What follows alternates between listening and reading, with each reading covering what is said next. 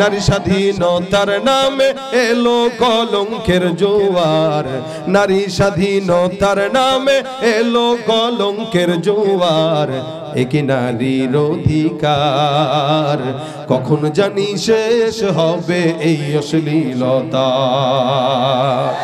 Ward commissioner থেকে union পরিষদে ক্রমান্বয়ে দেখো রে ভাই একেবারে সংসদে।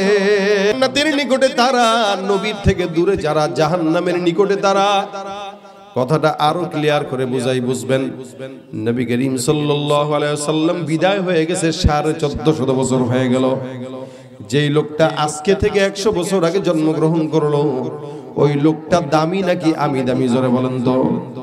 হ্যাঁ, ওই লোকটা দামি, কারণ সে আমার নবীর নিকটে 100 বছর হলো সে আমার রাসূলের নিকটে, 100 বছর আমরা আমার নবীর থেকে দূরে। আজ থেকে 13 বছর আগে, 12 বছর আগে, 15 বছর আগে, 20 বছর আগে, অথবা 30 বছর আগে, অথবা 50 বছর আগে যেই ফিতনা মানুষ তার মাথার মধ্যে কল্পনাও করতে পারতো না, ওই ফিতনা এখন মানুষ তার পকেটে নিয়ে ঘুরে, ঠিক কিনা? ভাইরা আমার, দেখেন তো চিন্তা করে, আপনার আমার বাবা ছিল, মা ছিল, দাদা ছিল, দাদি ছিল। আগে গ্রামগঞ্জে দেখতাম, আমি আমার বাবাকে দেখেছি, মা খালাকে দেখেছি। গ্রামগঞ্জে এক সময় আমাদের মা খালাদেরকে দেখতাম সকালবেলা যখন তেলাওয়াত করতো, তেলাওয়াত নামাজের পর সুন্দর করে সূরা ইয়াসিন তেলাওয়াত না করা পর্যন্ত ঘরের কোনো কাজের মধ্যে তারা হাত দিত না। বিকালবেলা সূরা ওয়াকিয়া, রাত্রিবেলা সূরা মুলক, প্রত্যেকদিন 2 বার 3 বার আল্লাহর কালামের তিলাওয়াত। এই তেলাওয়াত না করে কোনোদিন ঘরের কাজে হাত দিত না, চাকরিতেও যেত না, কোনো জায়গায় যেত না। কিন্তু মুসলমান নবীর উম্মতের দল খুব ভালো করে বুঝবেন, বর্তমান সময়ে কোরআনটা ঘরের তাকের মধ্যে ঝুলানো, আল্লাহর বান্দারা তেলাওয়াত করার সময় কেউ পায় না। রমজান মাস আসলেও তেলাওয়াত করার সুযোগ নাই। আমাদের মা খালারা প্রতিদিন 2-3 বেলা তেলাওয়াত করত। আগের কালের মহিলাদের দিকে তাকান, 30 বছর আগের, 40 বছর আগের মহিলার দিকে তাকাবেন। রাস্তায় যখন কোন নারী হাঁটতো, পরপুরুষ যখন দেখতো, সুন্দর করে ঘোমটাটা নিচের দিকে দিয়া তারপরে পরপুরুষ সামনে আসলে কোন বিল্ডিং এর নিচে লুকায় যেত, ঠিক না? কোন পরপুরুষকে দেখার সঙ্গে সঙ্গে আমাদের মা খালারা পুকুর পাড়ে নেমে যেত, ঘন্টা এতটুক পর্যন্ত সুন্দর করে টেনে দিয়ে পর্দা এমন ভাবে করত যার ছায়াও যেন দেখা না যায়।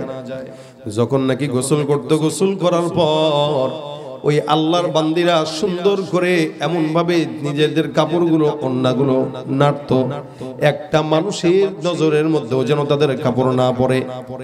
বর্তমান সময়ের নারী আর তাদের মধ্যে পার্থক্য দেখেন, পরপুরুষ তাদের ছায়াও দেখতো না।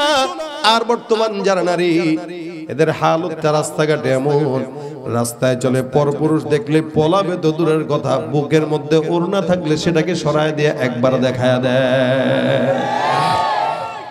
হ্যাঁ, ইল্লা মাশাআল্লাহ, ভালো কিছু আছে, তবে খারাপই কথা কয় না, খারাপই সব জায়গায়। নারীরা এখন এই যে ঘোরাঘুরি করে, সব সমান অধিকারের নাম দিয়েই করে, ঠিক কিনা?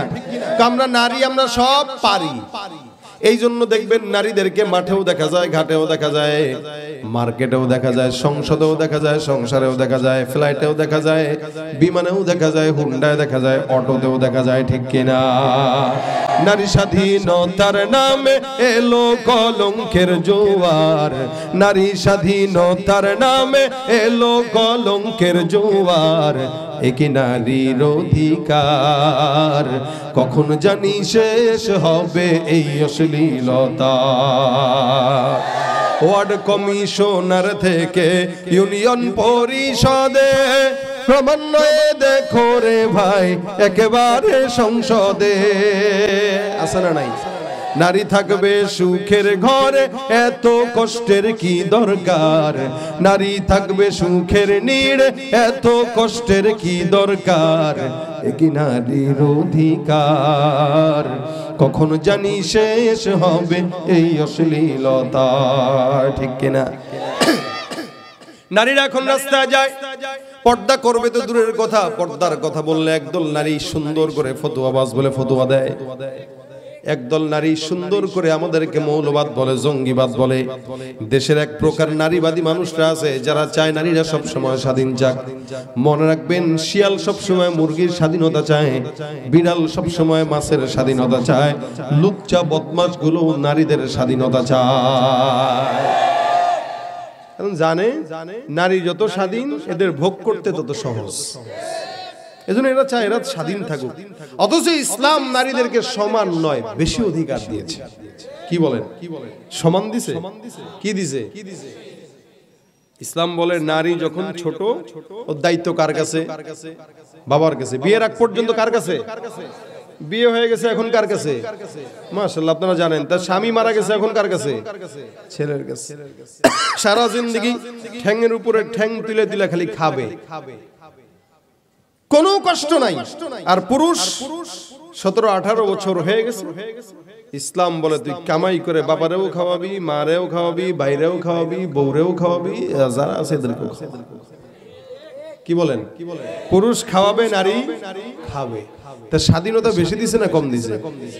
এরপরেও এরা কয় আমাদের বেশি দরকার না, আমরা সমান চাই। আসলে চালাক না বোকা? এরা হইল নাকিসাতুল আকল, এদের আকলের কমতি আছে। এই কারণে নবী বলেন আকসার নারীদেরকে আমি জাহান্নামে দেখেছি, শুধুমাত্র বুদ্ধি কম। এই বুদ্ধি এরা খাটায় না, বুদ্ধি যে নাই এরকম না, বুদ্ধি আসলে আছে, কিন্তু সময় মতো সুযোগ মতো এরা বুদ্ধি খাটাতে পারে না, যার কারণে অধিকাংশ নারীরা জাহান্নামে যাবে। তবে যারা আল্লাহর কাছে দামি হয় এরা আবার অনেক দামি হয়ে যায়।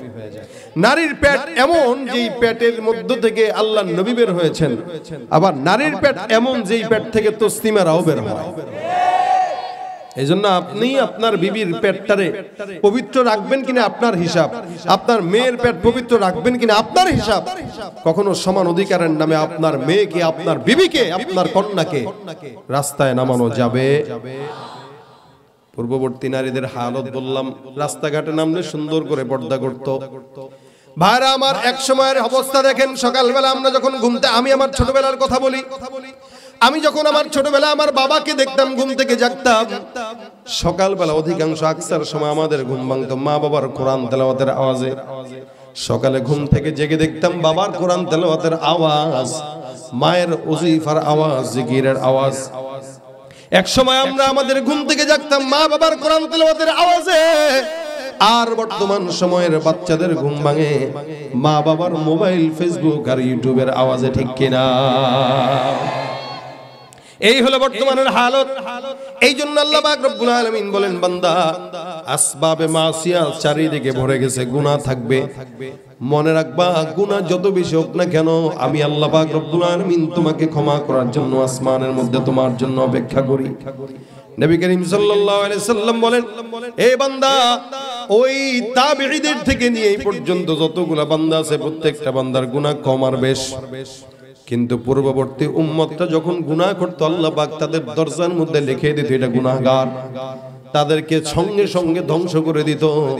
আপনার আমার পয়গম্বর মুহাম্মদুর রাসূলুল্লাহ সাল্লাল্লাহু আলাইহি ওয়াসাল্লামের কারণে আল্লাহ পাক এখনো পর্যন্ত আপনাকে আমাকে ধ্বংস করে নাই, নিয়ামত দিতেছে।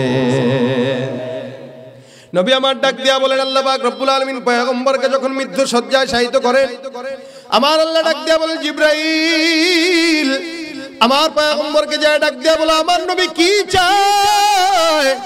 আল্লাহর নবী ডাক দিয়া বলে, আল্লাহ আমার জমিনে, আমি জমিন থেকে বিদায় হব, আমি জানি আমি জমিন থেকে বিদায় হওয়ার পর আমার উম্মতটা একা হয়ে যাবে, মালিক আমার উম্মতদের জন্য আপনি কি পুরস্কার রাখবেন আল্লাহ, আপনি আমাকে একটু বলেন। আমার আল্লাহ পাক ডাক দিয়া বলেন, এ বান্দা, এই জমিনের মধ্যে তুমি বিদায় হওয়ার পর আর কোনো টেনশনের কারণ নাই, তুমি চলে যাবা, আমি পেরেশানি করি না। তোমার বিদায় হওয়ার পর তোমার যত উম্মত, এই উম্মতকে আমি একা ছাড়বো না। আল্লাহ পাক ডাক দিয়া বলেন, লা আতরুকু উম্মাতাকা ফারদা, এই জমিনের মধ্যে তোমার উম্মতকে কিয়ামত পর্যন্ত নয়, জান্নাত পর্যন্ত ঢুকায় নেওয়ার দায়িত্ব আমি আল্লাহর।